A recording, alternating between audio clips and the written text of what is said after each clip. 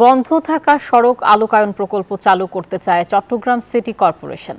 2019 সালের 9 জুলাই একনেকে অনুমোদন পায় প্রকল্পটি। 5 আগস্টের পর প্রকল্পটির কার্যক্রম বন্ধ রাখার সিদ্ধান্ত নেয় স্থানীয় সরকার মন্ত্রণালয়। এর আগে গত 6 জুলাই ভারতীয় ঠিকাদারি প্রতিষ্ঠানের সাথে চসিকের চুক্তিটি স্বাক্ষরিত হয়। রতন দাসের ছবিতে আকরাম হোসেনের রিপোর্টে বিস্তারিত। চট্টগ্রাম মহানগরীর সড়ক আলোকায়নে 260 কোটি 89,87,000 টাকার প্রকল্প বাস্তবায়নে গেল বছরের জুলাইয়ে ঠিকাদারি প্রতিষ্ঠানের সাথে চুক্তি স্বাক্ষর করে চট্টগ্রাম সিটি কর্পোরেশন।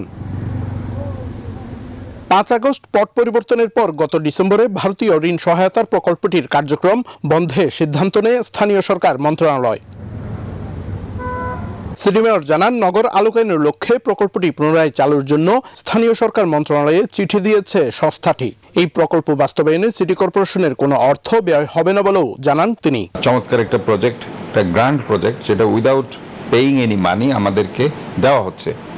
সো এই ধরনের একটা অ্যাট্রাকটিভ প্রজেক্ট আমি বলেছিলাম যে ঠিক আছে, এই প্রজেক্টটা আমরা প্রথম থেকে আমি খুব ইন্টারেস্টেড ছিলাম, বাট সামহাও এটা আমি দেখলাম যে এটা বন্ধ হয়ে গেছে। আবারও এখন সেটা মিনিস্ট্রি থেকে আমাদেরকে বলা হয়েছে সেটা আমরা নিব কিনা, সো দ্যাট আমি সেটা অ্যাকসেপ্ট করলাম।